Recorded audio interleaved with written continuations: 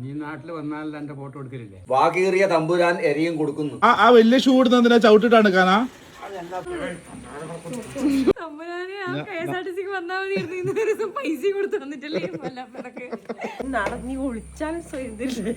ഭയങ്കര ട്യൂഷൻ. നിങ്ങൾ ഞാൻ ഇന്നിപ്പോ എത്ര ഉണ്ട്? പിന്നെ രണ്ടാള് പള്ളിയിൽ പോയിനി. മഞ്ഞ നക്ഷത്രം നോക്കിക്കാൻ നക്ഷത്രം. ഇത് ഏത് ക്ലാസ്സാ? നക്ഷത്രം ഇവര് 5. നിങ്ങൾ ഏത് ക്ലാസ്സാ? ഇത് 3-7 ക്ലാസ്. ആ ഇവനോ? നീ 6ാം ക്ലാസ്.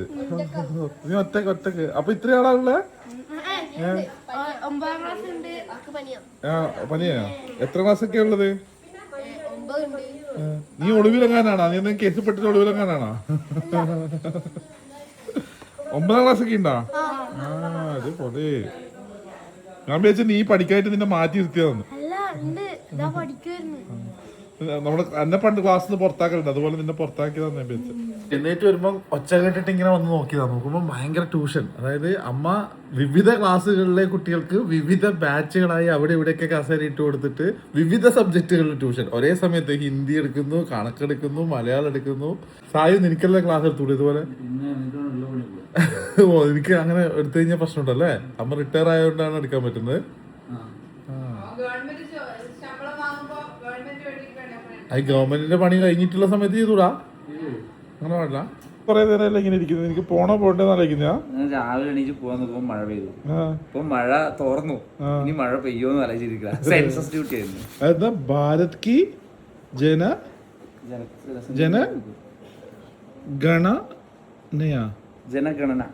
കണ്ടാ ഞാൻ ഹിന്ദി വായിച്ചു. ഭാരത് കി ജനഗണന, സെൻസസ് ഓഫ് ഇന്ത്യ എന്നുള്ളതാണ് അതല്ലേ? ജനസംഖ്യാ കണക്കെടുപ്പ് ഡ്യൂട്ടി. എന്റെ എത്ര കണക്ക് നീ എടുത്തു? അത് ഓരോക്കെ ഓരോ ഏരിയ ഒരു മാപ്പ് തരുക. ആ മാപ്പില് ഇപ്പൊ എന്റെ ഏരിയയിൽ 250 വീടാ ഉള്ളത് മാക്സിമം. അപ്പൊ നീ 250 എടുത്തും പോയാ? ഇല്ല, ഞാനിപ്പോ ഒരു 80 ആയി. എത്ര പോണം? 250 തീർക്കണം. മീൻസ് എത്ര ദിവസത്തിനുള്ളിൽ? ഒരു മാസം, ജൂലൈ മാസം മൊത്തം. അത് നിന്റെ ഫ്രീ ടൈമിൽ പോവാ? അങ്ങനെയാണ്. പിന്നെ എക്സ്ട്രാ ഒരു 10 ലീവ് അഡീഷണൽ എടുക്കാന്നുള്ള ഓർഡർ വന്നിട്ടുണ്ട്. പക്ഷെ പാടവും തീരണം, ഇത് എടുക്കുകയും വേണം, എല്ലാം വേണം. വലിയ ഉത്തരവാദിത്തം. ആരാ പറഞ്ഞ മാഷന്മാരുടെ പണിയെല്ലാം എളുപ്പമാണ്? ഒന്നുകിൽ സെൻസസ് ഡ്യൂട്ടി, ഇലക്ഷൻ ഡ്യൂട്ടി, അല്ലെങ്കിൽ അടുത്ത ഡ്യൂട്ടി. ഇത്തവണ വന്നിട്ട് ഇത്രയും ദിവസമായിട്ട് ക്ലബിന്റെ ഏരിയയിലേക്ക് വന്നില്ല. കുറെ പേര് ചോദിച്ചു ക്ലബിലൊന്നും പോയില്ലേ എന്നുള്ളത്. ഇതേ വന്നു കേട്ടോ. ഇന്ന് അത്യാവശ്യം ഒരു വെയിലുള്ള ദിവസമാണ്. ഈ ദിവസങ്ങളിലൊക്കെ മഴ മൂടി അന്തരീക്ഷമായിരുന്നു. അപ്പോൾ ക്ലബിന്റെ അടുത്തേക്ക് വന്നിട്ടുള്ളത്. ഇവിടെ വലിയ ഫ്ലക്സ് ഒക്കെ ഉണ്ട്. ഇതുണ്ട് Argentina, Brazil, Portugal collaboration flux ആണ് നമ്മുടെ നാട്ടിൽ ഇത്തവണത്തെ അട്രാക്ഷൻ. ആൻഡ് നമ്മുടെ നാട്ടിലെ കൈതപ്പുറം നരസിംഹമൂർത്തി ക്ഷേത്രം പൊളിച്ചിട്ടിട്ടുണ്ടായിരുന്നത്. അതിന്റെ പണി ഇതേ നടക്കുന്നുണ്ട്. ഇപ്പോൾ താൽക്കാലികമായിട്ടുള്ള അമ്പലം എന്ന് പറയുന്നത് ഇതാണ്. പ്രതിഷ്ഠ ഇങ്ങോട്ട് മാറ്റിയിട്ടുള്ളത്. ആൻഡ് ലാസ്റ്റ് ടൈം വന്ന സമയത്ത് ഞങ്ങളുടെ നാട്ടിലെ അമ്പലം കൈതപ്പുറം നരസിംഹമൂർത്തി ക്ഷേത്രം പുതുക്കി പണിയുന്നതിന്റെ ഭാഗമായിട്ടുള്ള പ്രവർത്തനങ്ങൾ നടക്കുന്നത് പറഞ്ഞിട്ടുണ്ടായിരുന്നു. ഇതേ പണി നടന്നുകൊണ്ടിരിക്കുക. ഇവിടെ ആണ് നമ്മുടെ നാട്ടിലെ club, progressive arts and sports club. ഈ പേര് ചോദിച്ചു. നാട്ടിൽ വന്നിട്ട് ഇത്രയും ദിവസമായിട്ട് രാജേട്ടനെ കാണിച്ചില്ലല്ലോ എന്നുള്ളത്. അതെ, ഞാൻ ഇങ്ങോട്ട് വന്നില്ലല്ലോ. ഞാൻ പല വഴിക്ക് പോക്കായിരുന്നില്ലേ? നീ നാട്ടിൽ വന്നാൽ എന്റെ ഫോട്ടോ എടുക്കലില്ലേ? ഇത് ഇത്തവണ ഇങ്ങോട്ട് വന്നില്ല. അപ്പൊ രാജേട്ടൻ പിണക്കത്തിലാണ്. രാജേട്ടനെ കാണാത്തോണ്ട് രാജേട്ടന്റെ ആരാധകരും പിണക്കത്തിലാണ്. എന്തുകൊണ്ട് എടുത്തില്ല? നിങ്ങൾ വന്നിട്ടില്ലല്ലോ. സുഖമാണോ? നീ വരണ്ടല്ലേ? ഒരു ലൈഫ് സോഡ തന്നെ. സുഖം തന്നെ. ഇത് ഇന്നലത്തെ ഉണ്ടക്കായി, ഇത് ഇന്നത്തെ പഴംപൊരി അല്ലേ? ഇത് രണ്ടും ഇന്നത്തെയാ? പോകാറുണ്ട്. 2 കടിയൊന്നും വെച്ചിട്ട് ചെലവാകാനുള്ള ആൾക്കാർ ഈ നാട്ടിലില്ല. മുന്നിൽ തന്നെ ഉണക്കൊക്കെ വെച്ചിട്ട് എങ്ങനെ നിങ്ങൾ വെക്കുന്നേ? എന്റെ ദൈവമേ, നേരെ മുന്നിൽ ഇരിക്കുന്നതിന് മുമ്പ് തന്നെ ഉണക്ക വെച്ചേക്കുന്നത്. ഇതെന്താ സാധനം? ഞാൻ വെച്ച എന്തോ പലഹാരം പോലത്തെ സാധനമാണ്. കപ്പ, ഉണക്കിയ കപ്പ. ഈ ഉണക്കിയ സാധനങ്ങളൊക്കെയാണ് നേരെ മുന്നിൽ വെച്ചിട്ട് അതിന്റെ മുമ്പിൽ മൂപ്പര്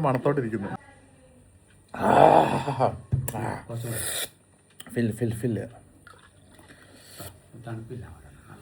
ഞാനന്ന് ശ്രീകണ്ഠാപുരത്തൊക്കെ പോയിട്ട് കേട്ടാ. ഇത്രയും ദിവസം പരക്കം പായലായിരുന്നു. വന്നിറങ്ങി അന്ന് മുതൽ പല വഴിക്ക് ഡ്രൈവ് ചെയ്ത് പോക്കായിരുന്നു പണി. ഇന്നത്തെ ദിവസം ഞാൻ എൻ്റെതായിട്ടുള്ള മൈ ഓൺ ടൈം ആക്കിയിട്ട് എൻ്റെ നാട്ടിലെ ചുറ്റുവട്ടത്തൂടെ ഒക്കെ ഇങ്ങനെ കറങ്ങുകയാണ്. ഇതിപ്പോൾ ഞങ്ങളുടെ നാട്ടിൽ ഈ സൈഡിലേക്ക് ലെഫ്റ്റ് സൈഡിലേക്കാണ് എൻ്റെ നാട്. അപ്പോൾ ഇത് പൊടിക്കളം എന്ന് പറയുന്ന സ്ഥലമാണ്. ഈ കട ചായ നല്ല ചായ കേട്ടോ. ചായ കുടിച്ചാലോ? അപ്പോൾ ഇത് പൊടിക്കളം എന്ന് പറയുന്നത് മേരിഗിരി ഇംഗ്ലീഷ് മീഡിയം സ്കൂളൊക്കെ വളരെ ഫേമസ് ആണ് ഇവിടെ. ആ സ്കൂളുള്ള ആ ഒരു ബസ് സ്റ്റോപ്പാണ്. ഷേവൊക്കെ ചെയ്ത് കുട്ടപ്പനായിട്ട് വരുമ്പോൾ എനിക്കൊരു പപ്സ് തന്നാൻ ആഗ്രഹം. റമീസ് എൻ്റെ കൂടെ +2 ടൈമിൽ പഠിച്ചതാണ്. 8ാം ക്ലാസ് പഠിച്ചില്ലല്ലോ നമ്മള്? +2 ടൈമിൽ ശ്രീകണ്ഠാപുരത്ത് പഠിച്ചിട്ടുണ്ടായിരുന്നതാണ്. അപ്പം ഞങ്ങൾ ഇവരെവിടെയോ കണ്ടിട്ടുണ്ടല്ലോ എന്നുള്ള ഭാവത്തിൽ ഞാനിങ്ങനെ പോകുന്ന പോക്കിന് കണ്ടതാണ്. എന്നിട്ട് ഇങ്ങനെ സംസാരിച്ചോണ്ടിരിക്കുക. ആളിപ്പോൾ സൗദിയിൽ യമൻ്റെ ബോർഡറിൽ അങ്ങോട്ട് ചാടിയ യമന്, ഇങ്ങോട്ട് ചാടിയ സൗദി എന്നുള്ള രീതിയിലുള്ള സ്ഥലത്ത് വർക്ക് ചെയ്യാന്ന് പറഞ്ഞു. അപ്പോൾ അടിപൊളി, സന്തോഷമാണ് കണ്ടത്. നമ്മളെ കൂടെ പഠിച്ച കുറേ പേരെ പറ്റിയിട്ട് ഇങ്ങനെ സംസാരിച്ചോണ്ടിരിക്കുക. അതായത് SLC സമയത്തും +2 സമയത്തൊക്കെ പഠിച്ച ആൾക്കാരൊക്കെ ഇവരൊക്കെ എവിടെയൊക്കെയാണ് ഉള്ളത്. കുറേ പേരൊക്കെ നമ്മളിങ്ങനെ അവൻ അവിടെ ഇവിടെ എന്നൊക്കെ ഉള്ളത് പറഞ്ഞുകൊണ്ടിരിക്കുകയായിരുന്നു. വണ്ടി തിരിച്ചിട്ട് പോകാൻ വേണ്ടിയിട്ട് വന്നതാണ്. അപ്പം ഞാൻ നോക്കുമ്പോൾ നേരെ പോയി കഴിഞ്ഞാൽ SES കോളേജാണ്. സായിജൊക്കെ പഠിച്ച കോളേജാണ്. ഞാനൊക്കെ പണ്ട് പഠിക്കണമെന്ന് വിചാരിച്ച കോളേജാണ്. ഈ SESലേക്കുള്ള വഴി നല്ല രസമാണ്. മൊത്തത്തിൽ കുറേ റബ്ബർ തോട്ടങ്ങളുടെ ഇടയിലൂടെ ഇങ്ങനെ പോകണം. അയ്യോ, റബ്ബർ തോട്ടം ഇല്ലേ? വെയിലായ മൊത്തം.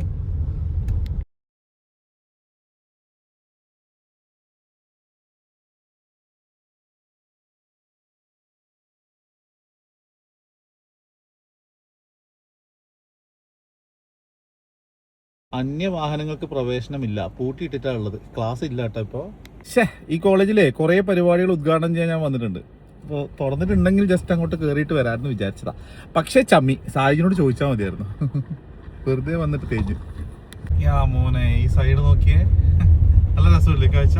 ഞങ്ങളുടെ ശ്രീകണ്ഠാപുരത്തെ ഒരേ ഒരു ട്രാഫിക് സിഗ്നലാണ് നിങ്ങൾ ഈ കാണുന്നത്.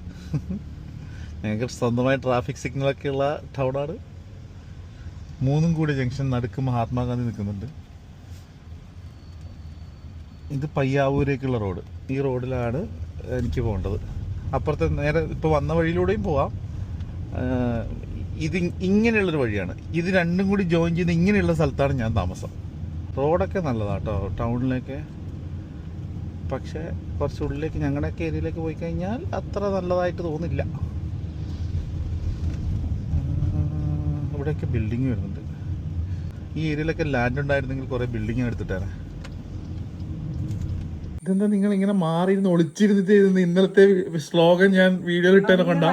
നമ്മള് ആദ്യം വിചാരിച്ചത് എന്താ, ശരിക്കും റിട്ടയർമെന്റ് ലൈഫിൽ അച്ഛനാണ് ആക്റ്റീവ് എന്നല്ലേ. അച്ഛനെക്കാളും ആക്റ്റീവായിട്ടാണ് അമ്മ ഇരിക്കുന്നത്. അമ്മ ഓരോ മുക്കിലും മൂലം, ഇതിപ്പോ ഈ കിണറിന്റെ സൈഡിൽ വന്നിട്ട് എന്നെ കൊണ്ടുള്ള ശല്യത്തിന്ന് ഞാൻ എല്ലാം വീഡിയോ എടുക്കുന്നതിനെ കൊണ്ട് ഒളിച്ചിരുന്നിട്ട് ചെയ്യുന്നു. പുസ്തക ചർച്ച പോലും. ആക്ച്വലി ഞാൻ വിചാരിച്ചത് അച്ഛനാണ് റിട്ടയർമെന്റിന് ശേഷം ഭയങ്കര ആക്റ്റീവ് എന്നാണ്. പക്ഷെ അച്ഛനെക്കാളും ആക്റ്റീവ് ആയിട്ടുള്ള മറ്റൊരു കഥാപാത്രം ഇവിടെ ഉണ്ട്. നിങ്ങൾ ഇനി സമാധാനത്തിൽ പോയിക്കോ, ഞങ്ങൾ പുറത്തു പോയിട്ട് വരാം. അപ്പൊ നിങ്ങൾ നിങ്ങളുടെ കംഫർട്ട് സോണിൽ ഇരുന്നിട്ട് ചെയ്തോ. ഞങ്ങൾ രാവിലെ തളിപ്പറമ്പേക്ക് പുറപ്പെട്ട ടീം. എപ്പോ സമയത്തായി? 4:34 പുറപ്പെടും. നീ വരുന്ന എന്നാ കയറിക്കോ, വാ കയറിക്കോ, നീ റിലാക്സ് ചെയ്ത്. വാ ആ വണ്ടിയിലിറങ്ങിക്കോ റിലാക്സ്. ഞങ്ങൾ ഒച്ചിട്ടാ, ഞാൻ പാട്ട് വെച്ചുതരും, നല്ല പാട്ട് വെച്ചുതരും, നല്ല മ്യൂസിക് ഒക്കെ വെച്ചുതരും, നല്ല സൂപ്പർ മ്യൂസിക് വെച്ചുതരും. നെഞ്ചിനുള്ളിൽ നീയാണെന്നുള്ള പാട്ട് വെച്ചുതരും. വാ കേറ്. ഞങ്ങൾ സംസാരിക്കൂല, ഞങ്ങൾ ഊമ.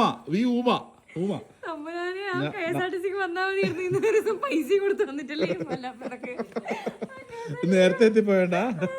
വാ കേറ് ബാഗ് ഇടൊക്കെ. വാ പുസ്തകം എടുത്തോ, വേണം പഠിച്ചോ. അമ്മ പറയുന്ന പോലെ പോന്നൊക്കെ പഠിച്ചോ. മാനസിക രോഗികളെ ഞാൻ കണ്ടിന്യൂസ്ലി ഇരുന്ന് മടുത്തിട്ടാ വന്നിട്ടില്ല. നീ എടുത്ത് കടന്നോ. വാ കേറ്. രാധുമോൾ അയ്യോ അതിൽ കിടന്നുറങ്ങിക്കോട്ട്. AC ഇട്ടേരും പാട്ടും വെച്ചേരും. ഇത് ഓഫാക്കാം. ആര് ഇന്ന് എന്റെ കൂടെ എന്റെ വിമലേച്ചനോട് ചോദിച്ചു, ഇന്ന് തന്നെ നീ എങ്ങോട്ടാ പോന്നെ? ഞാൻ പറഞ്ഞു എങ്ങോട്ട് പോകുന്നില്ല. അല്ലെങ്കിൽ ശനിയാഴ്ച വൈകുന്നേരല്ലേ, അവരെന്റെ വീട്ടിൽ എങ്ങോട്ടൊക്കെ പോകുന്നില്ല. അവർക്കേ അറിയാം, ലോകത്തിന് മൊത്തം അറിയാം ഇവിടെ വന്നപ്പോ. ഞാൻ വെച്ചാൽ നിങ്ങൾ പോയിന്നാണ്. നേരത്തെ പോയിട്ടുണ്ടാവും എനിക്ക് തോന്നി. നിങ്ങളും വരുന്നാ കുപ്പായിട്ട് നിങ്ങൾക്ക് അത് എടുത്തിട്ട് വന്നോ. സിനിമയിൽ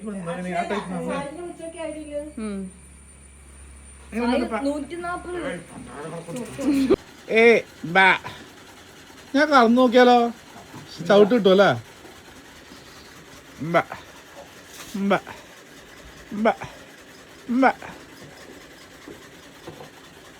പശുവിനെ കറക്കുന്ന ആ വലിയ ഷൂ ഇടുന്ന എന്തിനാ? ചവിട്ടിട്ട് എടുക്കാനാ?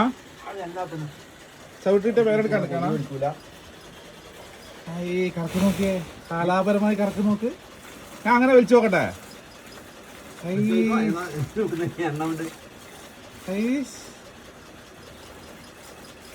എന്ത് രസമായിട്ട് കറക്കുന്നത്. ഇത്ര ഫാസ്റ്റ് ആണോ? നോക്ക്, അത് നിന്ന് നോക്ക്. അത് സ്വീറ്റായിട്ട് തിന്നു കൊടുക്കുന്ന നോക്ക്. എന്താ എത്തി വെക്കുന്നത് അയ്യ ചൊറിഞ്ഞു തരാൻ വേണ്ടിട്ടായിരുന്നോ? നല്ല സുഖമുണ്ടോ? നിനക്ക് വേണോ? എനിക്ക് ചൊറിഞ്ഞു തന്നോ? ഇത് ഭയങ്കര ഇഷ്ടമുള്ള കാര്യമാണ് കേട്ടാ. നക്ക് നോക്കന്നെ.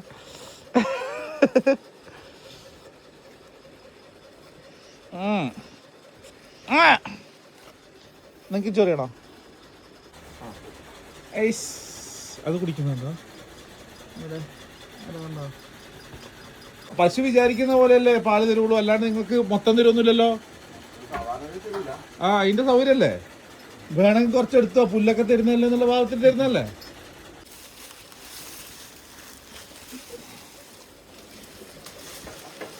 $3 ലിറ്റർ പാല് കറക്കുന്ന പയ്യാട്ടാ. അത് മാർക്കറ്റ് വാല്യൂ ഉണ്ടോ 3 ലിറ്റർ പാല് ഇറക്കുന്ന ബൈക്ക്? 3 ലിറ്റർ പൈ ചെറിയ പയ്യല്ലേ, രണ്ടാമത്തല്ലേ, മാർക്കറ്റ് ഉണ്ടാവും. 1 ലിറ്റർ പാലിന് ശരാശരി 6000 രൂപ റേറ്റ് വരും. ഓ അങ്ങനെയാ? 1 ലിറ്റർ പാല് കിട്ടുന്ന പശുവിന് 6000 രൂപ. 5 × 5 മുതൽ 6 വരെ, അതായത് സാമാന്യം 18,000 മുതലാട്ടാ അത്. 18,000 നേരെ ഡബിള്. ഇത് 3 ലിറ്റർ 3 ലിറ്റർ ഒരു നേരല്ലേ? ഓ അങ്ങനെ. അപ്പൊ 36,000 മുതലാത്.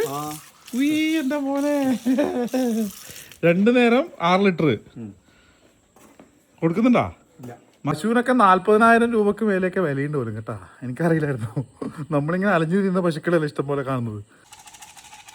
അതിന്റെ സൗണ്ട് കേൾക്കുമ്പോഴേക്കും അവിടുന്ന് പടക്കം നോക്ക് ശിബുക്കുട്ടനെ ഈ ഒരു അക്വേറിയത്തിൽ നിന്ന്, ഈ ചെറിയ അക്വേറിയത്തിൽ നിന്ന് കുളത്തിലേക്ക് ഓപ്പൺ ആക്കി വിടുന്നതിനെ പറ്റിയിട്ട് എന്താ അഭിപ്രായം എന്നുള്ളത് കമന്റ് ചെയ്യണേ. ദിവസേന ഫ്രീ ആയിട്ട് ഫുഡ് കിട്ടിക്കൊണ്ടിരുന്ന ഒരു ജീവി വെറുതെ ഇരുന്നാൽ അതിന് ഫുഡ് കിട്ടിക്കൊണ്ടിരിക്കും.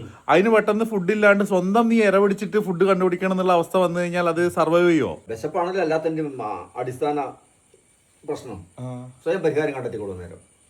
ഓ, അത് പ്രകൃതിയുടെ തത്വമാണ്. നിങ്ങൾ കുറച്ചു നേരം ഇതിനെ കുളത്തിൽ ഇറക്കി വിട്ടിട്ട് നിങ്ങൾ അവിടെ തന്നെ നിൽക്കുക. അവിടെ തന്നെ നിൽക്കുമ്പോ ഇതിന് മടുത്തിട്ട് താല്പര്യം ഇല്ലെങ്കിൽ തിരിച്ചു വരും, ഇല്ലെങ്കിൽ അത് അവിടെ എൻജോയ് ചെയ്തോളൂ. അതുപോലെ 1-2 ചോദ്യങ്ങൾക്ക് ഉത്തരം പറയണമെന്നുണ്ട്. എല്ലാ ആൾക്കാരും നല്ല കമന്റുകളാണ് ഇടുന്നത്. ഞാൻ ഈ നാട്ടിൽ വന്നിട്ട് ചെയ്യുന്ന വീഡിയോസിലൊക്കെ അമേസിങ് ആയിട്ടുള്ള, നമുക്ക് ഭയങ്കര ഇഷ്ടം തോന്നുന്ന കമന്റുകൾ, അത്രയും അധികം നമ്മളെ അവരുടെ ഫാമിലി ആയിട്ട്, അവരുടെ ഫാമിലിയിലെ ഒരു മെമ്പറെ പോലെ കാണുന്ന രീതിയിലാണ് എനിക്ക് കമന്റുകൾ വായിക്കുമ്പോൾ തോന്നാറുള്ളത്. ചില ആളുകളുടെ 1-2 കമന്റുകൾ മാത്രം ഞാൻ നെഗറ്റീവായിട്ട് കണ്ടു, അത്രയേ ഉള്ളൂ, 1-2. അതിൽ ഒരാള് രാജേഷ് എന്നോ അങ്ങനെ പറഞ്ഞൊരാള് ഇട്ടേക്കുന്നൊരു കമന്റ് ഉണ്ട്, ഇത് കുറച്ച് ഓവർ അല്ലേ എന്ന് ചോദിച്ചിട്ട്. നിങ്ങൾ ചിരിച്ചിട്ട് നിങ്ങളുടെ ചിരി കണ്ടിട്ട് വേണം നിങ്ങൾ ഇത് കോമഡിയാ പറഞ്ഞതെന്ന് മനസ്സിലാക്കാൻ. ഇതൊന്നും ഇന്റൻഷനലി കോമഡി പറയുന്നതോ അല്ലെങ്കിൽ അങ്ങനെ ചെയ്യുന്നതോ അല്ല. ഞാൻ ഈ ചെയ്യുന്ന നാട്ടിലെ വ്ളോഗുകളിലെ ഇതൊന്നും ശരിക്കും പറഞ്ഞു കഴിഞ്ഞാല് എനിക്കൊരു മോണിറ്ററി ബെനിഫിറ്റിന് വേണ്ടിയിട്ടല്ല. ഞാൻ യൂട്യൂബിൽ നിന്ന് പേയ്മെന്റോ അല്ലെങ്കിൽ ഫേസ്ബുക്കിൽ നിന്നുള്ള പേയ്മെന്റോ ഒന്നും പ്രതീക്ഷിച്ചില്ല. അങ്ങനെയാണെങ്കിൽ ഞാൻ ഡെയിലി വ്ളോഗുകൾ ചെയ്തിട്ട് ഒരു യൂട്യൂബർ ആയിട്ട് തന്നെ നിൽക്കുമായിരുന്നു, അല്ലെങ്കിൽ ഡെയിലി വ്ളോഗറായിട്ട് നിൽക്കുമായിരുന്നു. കാരണം അതിന്റെ ഇൻകമാണ് ഞാൻ എക്സ്പെക്ട് ചെയ്യുന്നത്. എനിക്കറിയാലോ എൻ്റെ ഇൻകം എന്ന് പറയുന്നത്, ഞാൻ ബ്രാൻഡിങ് പെയ്ഡ് ആയിട്ടുള്ള പ്രൊമോഷൻസ് ചെയ്യുന്നത് തന്നെയാണ് എൻ്റെ ഇൻകം. അത് നല്ല പൈസ വെച്ചിട്ടാണ് ഞാൻ ചെയ്യുന്നത്. അത് മതി എനിക്ക്. അതിനപ്പുറത്ത് ഈ ഒരു വ്ളോഗ് ചെയ്തിട്ട് നാട്ടിലെയും വീട്ടിലെയും വിശേഷങ്ങൾ കാണിച്ചിട്ട് കിട്ടുന്ന പേയ്മെന്റ് ഒന്നും വേണ്ട. ഇങ്ങനെയുള്ളൊരു പേയ്മെന്റ് ഞാൻ വാങ്ങുന്നുമില്ല. അപ്പം അതുകൊണ്ട് തന്നെ ഞാൻ ഈ ചെയ്യുന്നത് എൻ്റെ ഈ ദിവസം ഞാനിങ്ങനെ കുറിച്ച് വെക്കുകയാണ്. പണ്ട് നമ്മൾ ഡയറി കുറിപ്പ് എഴുതൂലേ, അതുപോലെ ഞാൻ പണ്ട് ഡയറി കുറിപ്പ് എഴുതായിരുന്നു. എൻ്റെ ഡയറി കുറിപ്പ് അമ്മ എടുത്ത് വായിക്കുന്നുണ്ടോ എന്നുള്ളൊരു സംശയം തോന്നിയപ്പോൾ ഞാൻ മെല്ലെ ഇങ്ങനെ നിർത്തിയതാണ്. അതിന് പകരം ഇന്നത്തെ ദിവസത്തെ എൻ്റെ ഒരു ജീവിതം എങ്ങനെയായിരുന്നു എന്നുള്ളത് ഞാൻ വിഷ്വലി ഒരു ഡയറി കുറിപ്പ് ക്രിയേറ്റ് ചെയ്തിട്ട് അത് പബ്ലിഷ് ചെയ്ത് വെക്കുന്നു എന്നുള്ളതേ ഉള്ളൂ. കുറേ കാലം കഴിഞ്ഞിട്ട് എനിക്ക് തിരിഞ്ഞു വന്ന് കാണണം ഈ ദിവസം ഈ നാട് എങ്ങനെയായിരുന്നു, എൻ്റെ ചുറ്റുവട്ടത്തുള്ള ആളുകൾ എങ്ങനെയായിരുന്നു, എൻ്റെ ഫാമിലി എങ്ങനെയായിരുന്നു. അങ്ങനെയുള്ള ഒരു ഓർമ്മയ്ക്ക് വേണ്ടിയിട്ട് വളരെ ജെനുവിനായിട്ട് അന്നേരം എന്താണോ നടക്കുന്നത് ഒന്നും ക്രിയേറ്റഡ് ആയില്ല. 0% ക്രിയേറ്റഡ്. ഇതിലൊരു സാധനവും ക്രിയേറ്റഡ് ആയിട്ടുള്ളതില്ല. നാച്ചുറലി ഞാൻ വീട്ടിൽ പുറത്തേക്ക് ഇറങ്ങുന്ന സമയത്ത് കാണുന്ന കാഴ്ച അതേ നിങ്ങൾക്ക് ഇതിൽ കാണാൻ പറ്റുള്ളൂ. എൻ്റെ പറമ്പ്, എൻ്റെ പശു, എൻ്റെ ചുറ്റുവട്ടം, ഇതന്നെ റിപ്പീറ്റ് ആയിരിക്കും. ഇത് റിപ്പീറ്റഡ്ലി നിങ്ങൾക്ക് കാണുന്നതിനെ കൊണ്ട് എന്തെങ്കിലും രസമുണ്ടോ എന്ന് എനിക്കറിയില്ല. ഞാനത് കാണാൻ നിർബന്ധിക്കുന്നുമില്ല. ഞാൻ പലരോടും പറയാറുണ്ട്, ഇതിലെന്താ ഇത്ര എൻഗേജ്മെന്റ് ഉള്ളത്? ഒന്നുമില്ലല്ലോ. ഞാൻ ചുമ്മാ എൻ്റെ ഒരു ഓർമ്മയ്ക്ക് വേണ്ടിയിട്ട് എൻ്റെ ചുറ്റുവട്ടത്തിന്റെ കാഴ്ചകളെടുത്ത് എൻ്റെ പ്ലാറ്റ്ഫോമുകളിൽ പബ്ലിഷ് ചെയ്യുന്നതേ ഉള്ളൂ. അത് കാണാൻ ഇഷ്ടമുള്ള നമ്മളെ അവരുടെ ഫാമിലി ആയിട്ട് കാണുന്ന ആൾക്കാർ കാണുന്നു എന്നുള്ളതേ ഉള്ളൂ. അത് കാണുമ്പോൾ നിങ്ങൾക്ക് പ്രത്യേകിച്ച് ഒരു ബെനിഫിറ്റോ അതിൽ നിന്നൊരു ഇൻഫർമേഷനോ ഒന്നും കിട്ടാൻ പോകുന്നില്ല കേട്ടോ. അങ്ങനെയുള്ള ഒരു സാധനം ഞാൻ ചെയ്യുന്നില്ല. അതുകൊണ്ട് തന്നെ നിങ്ങൾക്ക് അത് താല്പര്യപ്പെടുന്നില്ലെങ്കിൽ കാണണ്ടെന്നുള്ളതേ എനിക്ക് പറയാനുള്ളൂ. അല്ലാതെ നീ ഇത് ഇങ്ങനെ ചെയ്യുന്നതിൽ എങ്ങനെയാ ഞാൻ ചിരിക്കേണ്ടത്? എനിക്ക് ചിരി വരുന്ന ഒരു മൊമെന്റിൽ ഞാൻ പൊട്ടിച്ചിരിച്ചു പോകും. അത് റെക്കോർഡ് ആവുന്നത് അത് ഞാൻ എങ്ങനെ കട്ട് ചെയ്ത് ഒഴിവാക്കുക? ഇങ്ങളൊന്ന് പറഞ്ഞതാ. ആ ഒരു മൊമെന്റ് ആണ് എനിക്ക് ക്യാപ്ചർ ചെയ്ത് വെക്കേണ്ടത്, നാളെ എനിക്ക് തന്നെ കണ്ടിട്ട് ചിരിക്കാൻ, നിങ്ങളെ കാണിക്കാനല്ല. അതൊന്ന് മനസ്സിലാക്കണം കേട്ടോ. അപ്പൊ താങ്ക് യു എല്ലാവരും പലയിടങ്ങളിൽ നിന്ന് കാണുന്നതിലും അതിൽ അഭിപ്രായങ്ങൾ അറിയിക്കുന്നതിലൊക്കെ വലിയ സന്തോഷമുണ്ട്. അപ്പം ഇഷ്ടപ്പെടാത്തവർ കാണണ്ടെന്നേ ഉള്ളൂ, അത് വളരെ കുറച്ചേ ഉള്ളൂ എന്നുള്ളത്. ഒരുപാട് പേര് എനിക്ക് ഭയങ്കര പോസിറ്റീവായിട്ടുള്ള മെസ്സേജുകൾ അയക്കുന്നു, കമന്റുകൾ അയക്കുന്നു. എനിക്കത് വായിക്കുമ്പോൾ തന്നെ എന്താ ഇവർക്കൊക്കെ ഞാൻ ഇതിൽ നിന്ന് കൊടുക്കുന്നത് എന്നുള്ളത് എനിക്ക് തന്നെ അത്ഭുതമായിട്ട് തോന്നാറുണ്ട്. എനിവേ സന്തോഷം.